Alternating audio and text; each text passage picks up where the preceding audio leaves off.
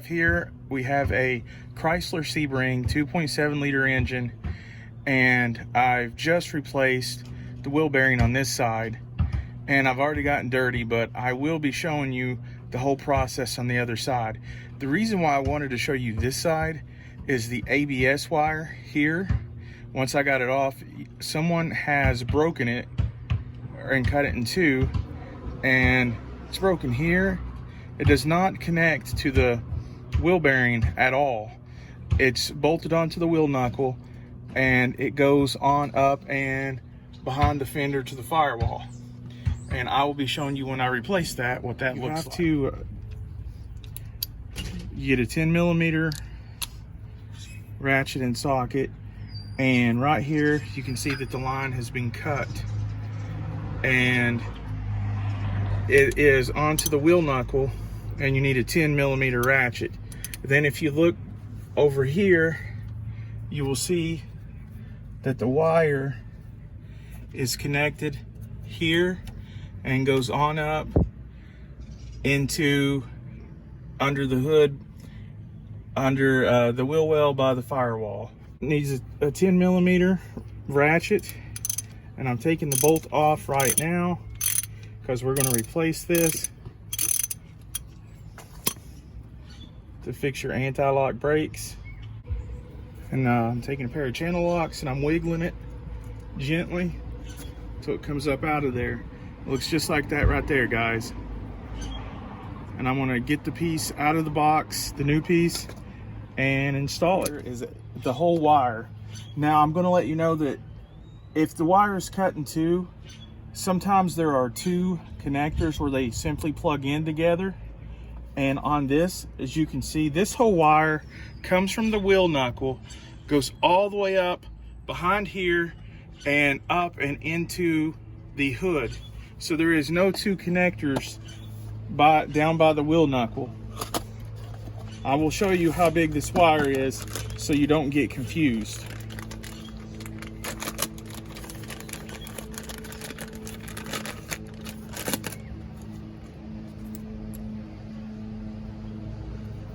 See, this is how long this wire is, and this end is going to go all the way up. It comes with a new cap so that I can take this old cap off here, and I'll be showing you what I'm doing. Next step, this, where my finger is, that is the wire, and that's where it comes unplugged. This is a perspective. Here is the brake fluid reservoir. You go underneath there and you go a little bit farther down and you reach.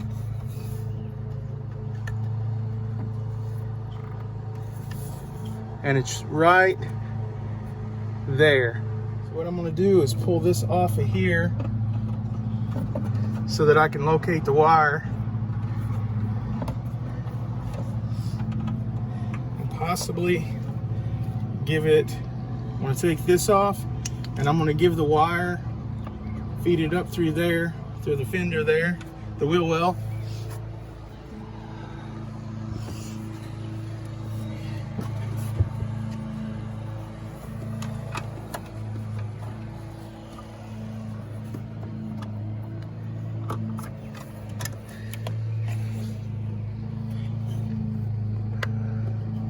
Then if you can see it right there that I'm tugging on, an easy way to get down in there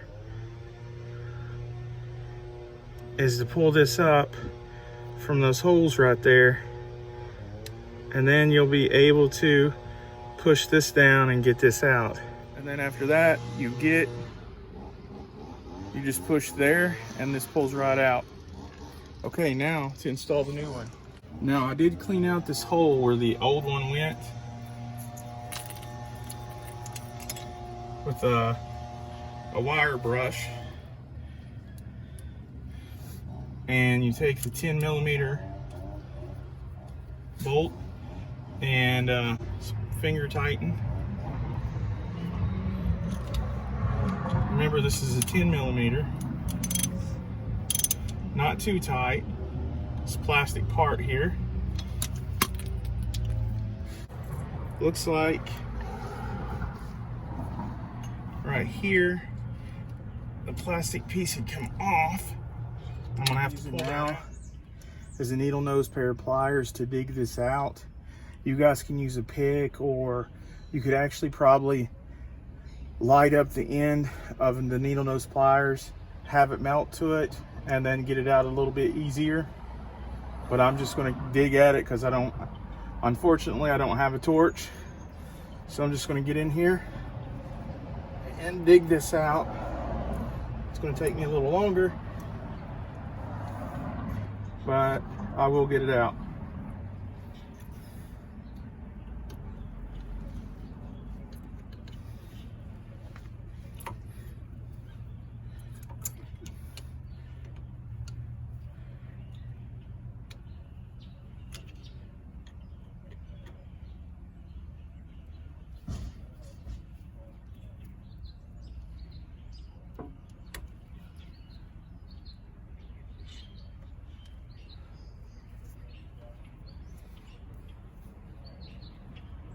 It's coming, guys. Look at this. And then that's how you do it.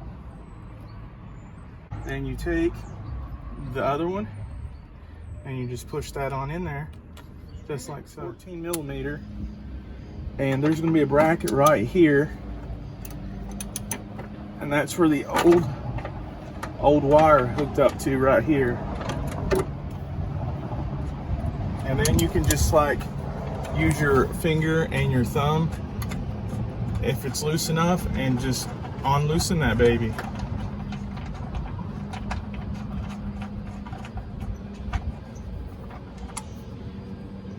Comes off just like that. That's the old one. Now we're going to have the new one that fits right in there. Make sure that the wheel knuckle, make sure that this wire right here isn't going to get in the way of the wheel knuckle. So I'm making sure it's pulled up tight enough, and then I'm going to put the bolt right there.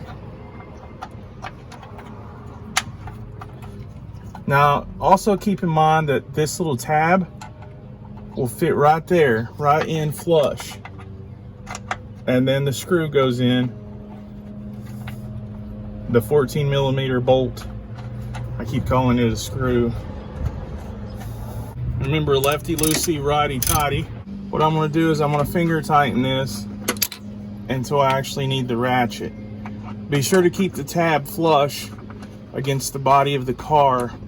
You don't want the little metal tab to come out. Okay, so it is now ready to be tightened down. Just a couple pounds pressure, you don't need that much. And then it should look like that. So it's connected here, here, and here. Like I said, make sure that the slack is took up here.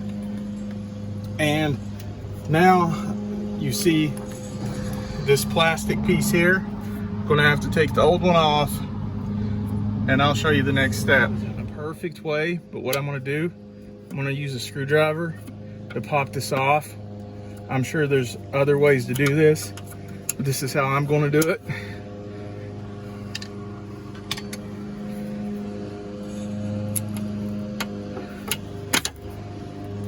And as you can see, that comes out. And here is the new one right here, and it's going to pop in like so, just like that. And then I'm going to put this up into the hole under the wheel well by the fender, and you can see that this has a plastic seal rubber piece, and that just pops on there just like that. So that's what it's going to look like when it's all done. I found, if you see where this is coming through right here,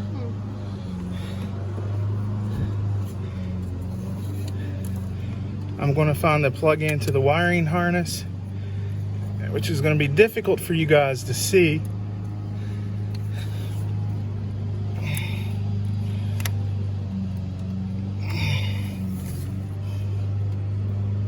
you guys can see that going in.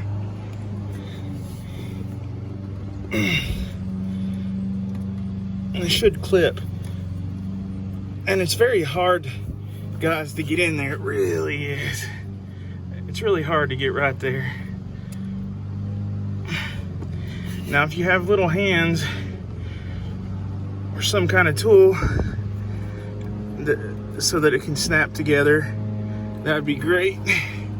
Now, like I was telling you, these right here clips back onto right there where my finger's pointing to, those little 2 holes.